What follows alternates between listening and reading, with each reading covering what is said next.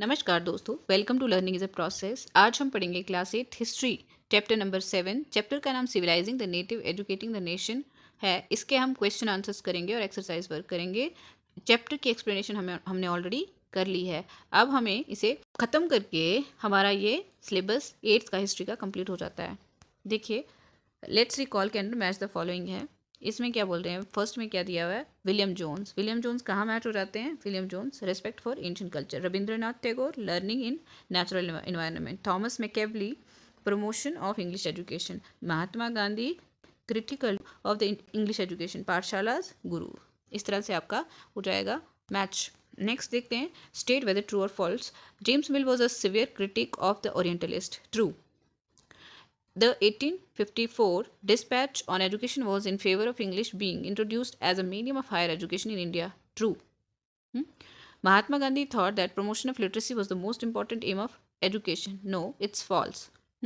Rabindranath Tagore felt that children ought to be subjected to strict discipline. False.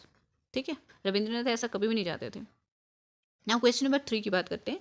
Y did William Jones feel the need to study Indian history, philosophy and law? क्यों चाहते थे वो भारत की history, philosophy और law को पढ़ना? देखो, उनका सबसे पहली बात तो बहुत डीप रिस्पेक्ट था एंशिएंट कल्चर के लिए, इंडिया और वेस्ट दोनों के, ठीक है। और उन्होंने ये मानते थे कि वो इंडिया की बहुत अच्छा पास्ट रहा है, लेकिन वो धीरे धीरे ख़त्म होता गया, ठीक है। उसके बाद उनके हिसाब से इंडिया को ज़रूरत थी कि उन्हें डिस्कवरी करनी चाहिए अपने जो सेक्रेड और लीगल टेक्स्ट का, और जो पुराने टाइम में उनकी थी।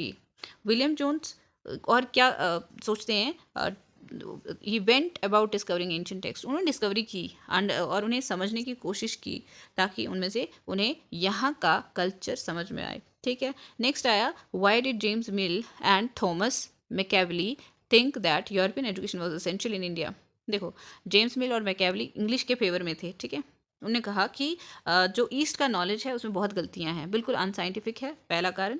दूसरा, उन्होंने कहा कि लोगों को सिर्फ पोएट्री या सीक्रेट बुक्स पढ़ा के आप तैयार नहीं कर सकते जॉब्स के लिए। तीसरा ये था कि उन्होंने कहा कि प्रैक्टिकल नॉलेज जो है स्टूडेंट्स के लिए बहुत इंपॉर्टेंट है। थॉमस मैकेवली अर्ज क्या करते हैं, क्या बोलते हैं वो, ओरिएंटल लर्निंग जो थी वो प्रैक्टिकल यूज़ के लिए नहीं थी, जो हमारे यहाँ की जो प्रैक्टिकल नहीं थी, थ्योरेटिकल मानते थे वो इसको, ठीक है।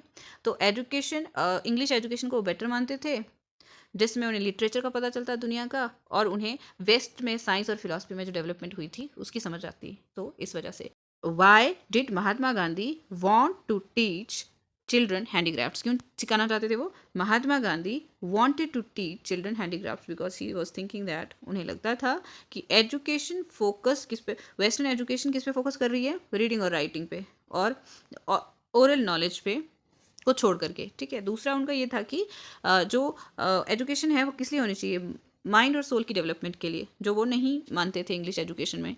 तो लर्निंग का मतलब गांधी जी के लिए सिर्फ रीड और राइट नहीं था, ठीक है। वो सिर्फ लर्निंग नहीं थी, वो मानते थे कि अगर लोगों को उनके हाथ के साथ काम कराया जाए, कोई नहीं क्राफ्ट वगैरह सिखाया जाए, अलग अलग चीज़ों को बारे में बताया जाए कि कैसे ऑपरेट करती हैं, उससे उनके माइंड की डेवलपमेंट होगी और कैपेसिटी भी बढ़ेगी समझने की चीज़ों को, ठीक है। बुक्स के साथ जुड़े रहने से, क्लासरूम में बैठे रहने से नहीं कुछ भी होने वाला, गांधी जी का मानना था। Y did Mahatma Gandhi think that English education had enslaved Indian? क्यों लगता था उनको? तो ऐसा था, गांधी जी ने देखा कि जो वेस्टर्न सिविलाइजेशन है वो खुद को सुपीरियर बताते थे, जिस वजह से हमारे भारतीय लोगों का जो कल्चर था और उनकी जो प्राइड था, उनका जो अपने गौरव था, वो ख़त्म हो रहा था, ठीक है।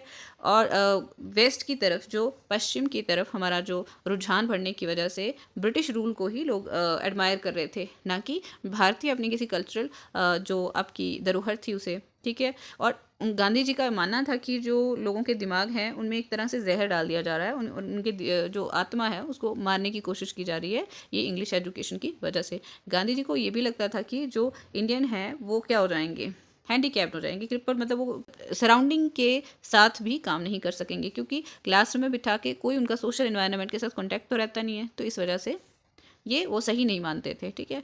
Find out from your grand parents about what they studied in school. देखो, अब मैंने लिखा है कि कुछ बच्चों से पूछ के मुझे पता चला कि उनके पेरेंट्स जो थे, सॉरी ग्रैंड पेरेंट्स, पढ़े लिखे नहीं थे।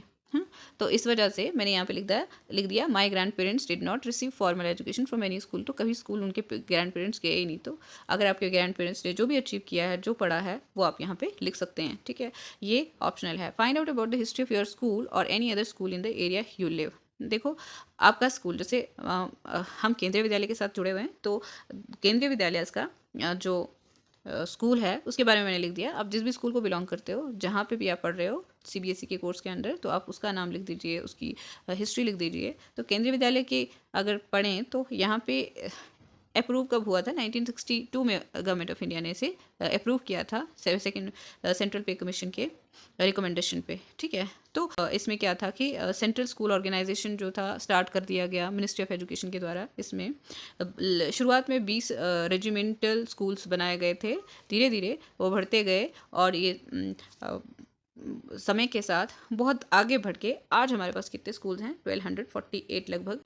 मैं ये लेक्चर रिकॉर्ड कर रही हूँ, तब तक इसके आगे बढ़ते जाएंगे। तो देखिए, इस तरह से आप अपने स्कूल के बारे में, उसकी हिस्ट्री के बारे में जान करके लिख सकते हैं। तो ये थे हमारे क्वेश्चन आंसर्स। आप इन्हें रीड कर सकते हैं, पढ़ सकते हैं पॉज करके। तो मिलते हैं अगली वीडियो में नए चैप्टर के साथ। तब तक के लिए पढ़ते रहिए, आगे बढ़ते रहिए। धन्यवाद।